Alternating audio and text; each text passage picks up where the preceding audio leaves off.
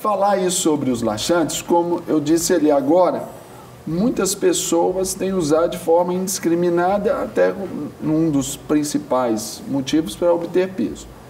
Antes de responder essa pergunta, eu quero te perguntar o que é o laxante e a sua designação específica. Tá. O laxante é uma medicação utilizada para poder estimular o intestino e estimular a evacuação. Então, às vezes, as pessoas acham que o uso do laxante pode contribuir para o emagrecimento, porque a partir do momento que você esvazia esse intestino de fezes, de líquido, o peso na balança vai diminuir. Mas isso não significa que realmente o emagrecimento esteja acontecendo. E aí até pensa que a barriga vai diminui, murchar, vai diminuir um pouquinho. Exato. Tudo. Pode até acontecer, mas não é o... Não é o emagrecimento. Porque quando a gente fala em emagrecimento, a gente tem que pensar que o que tem que ser reduzido é a gordura corporal. E essa diferença no peso, com o uso do laxante, o que está sendo perdido são fezes, principalmente água.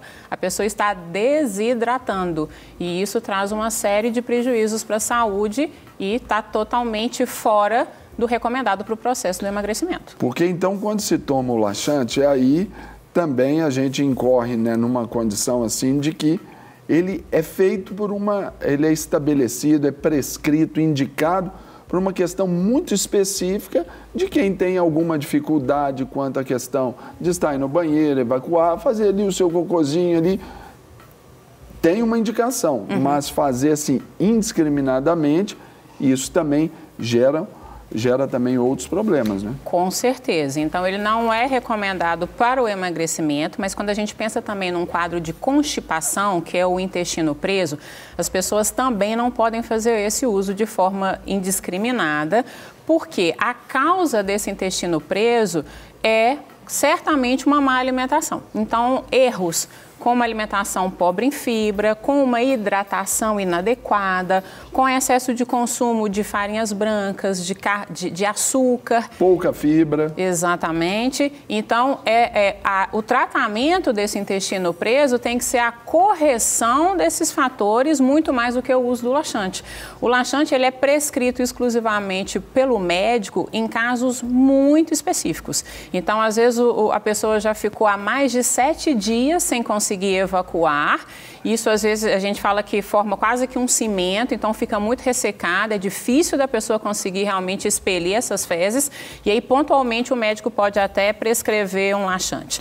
E que também não é uma questão pontual, Isso. Factual, uma questão ali só em um tempo. Exatamente. Não é um procedimento que você vai utilizar, mesmo que a pessoa tenha uma certa tendência por uma deficiência alimentar e até mesmo uma questão de disciplina também, Sim, não tem? Com certeza. Até porque uma coisa que eu também ressalto é que, às vezes, essa constipação tão grave de 1 semana, 10 dias, ela pode estar mascarando algum problema mais grave. E se a pessoa usa o laxante por conta própria, pode adiar cada vez mais a busca de um médico para fazer um diagnóstico daquilo que pode ser. Se for realmente porque se aconteceu uma vez, beleza, aconteceu, eventual, tá tudo certo. Mas vem, aí toma laxante, toma laxante. Isso pode ter um problema lá na frente, pode ser até mesmo um câncer, pode ser algum outro problema mais complicado, mais principalmente grave. Até numa área tão delicada. Agora, quando a gente pensa no uso indiscriminado aí do laxante, as consequências elas vêm. E eu gostaria que você falasse para a gente sobre essas consequências que nós vamos pontuar para o nosso telespectador. E a primeira delas está aí na tela para você, que são os desequilíbrios eletrolíticos, né, que é a perda de sais minerais e água, que parte daquela desidratação que você falou no início, só que com uma extensão, aí a gente pode exatamente. ampliar, né? Então, a gente tem que pensar que o intestino é um órgão tão importante que hoje em dia, na literatura científica, ele é classificado como o nosso segundo cérebro. Então, é lá que a gente tem que pensar que os nutrientes que nós consumimos na alimentação realmente vão conseguir entrar para dentro do sangue. E com o uso do laxante, você acaba provocando um processo inflamatório e irritativo nesse intestino e ele perde a capacidade de absorver esses sais minerais, vitaminas, vários nutrientes importantes para a nossa saúde. Então, com essa descarga, né, de fezes e de água, você perde água, vitaminas, sais minerais e isso traz uma série de deficiências para a saúde. Então, quando a gente fala dessa incapacidade absortiva, né, dos alimentos, que é essa absorver os nutrientes, a gente também, paralelamente, podemos pensar que alteramos o funcionamento do intestino também. Sem sombra de naturalmente. Dúvida. Sem sombra de dúvida. Porque aquilo que a gente, pelo menos eu, leigamente falando, a gente sabe que conforme os estímulos que nós damos a determinados órgãos nossos, pelo seu funcionamento, ele pode ficar mais ativo ou mais preguiçoso. Perfeito. E no intestino é a mesma coisa, então. Exatamente. Que ele vai ser só um cano de descarga. Isso, vai virar um tubo. E, na verdade, ele é um órgão de absorção.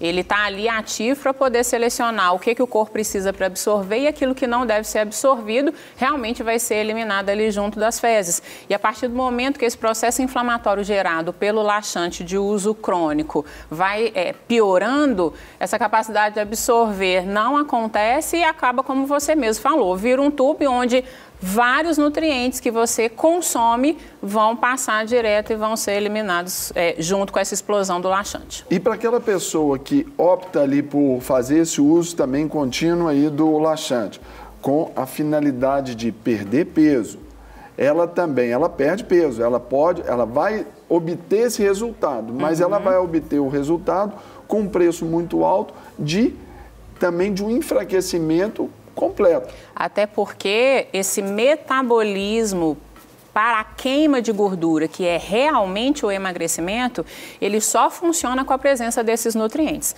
Então, pensa comigo, o pessoal de casa também, vamos raciocinar. Se você não está absorvendo esses nutrientes, esse metabolismo vai ficando cada vez mais preguiçoso, cada vez mais lento. Por isso que às vezes as pessoas veem uma certa dificuldade para emagrecer ou caem num efeito sanfona de ver o peso baixando inicialmente e depois não consegue mais o mesmo resultado com as mesmas práticas. Então, eu falo que para o emagrecimento não adianta a gente buscar atalhos. A melhor alternativa é realmente a reeducação alimentar e a atividade física. O laxante não entra nesse aspecto. E quando você fala assim que hoje o intestino é considerado assim como o segundo cérebro, tem os fatores emocionais também que decorrem de tudo isso. Porque se o intestino também ele não funciona bem, isso tem a ver com um estado emocional. Porque a psicologia, né, vai entender que tem essa ligação. Tanto é que pessoas que, sobre grande pressão emocional, tendem ali a ter dor de barriga, aquelas coisas todas, porque é muito interligado, né? Sim, totalmente. E tem uma explicação fisiológica para isso.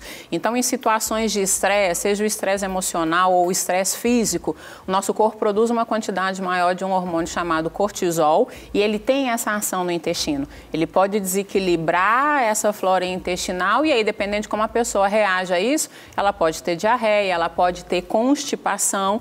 Então, por isso, a grande importância dessa alimentação estar adequada para que, na presença desse estresse, que a gente não escolhe ter ou não, né, esses problemas, para que esse intestino não responda de uma forma tão negativa.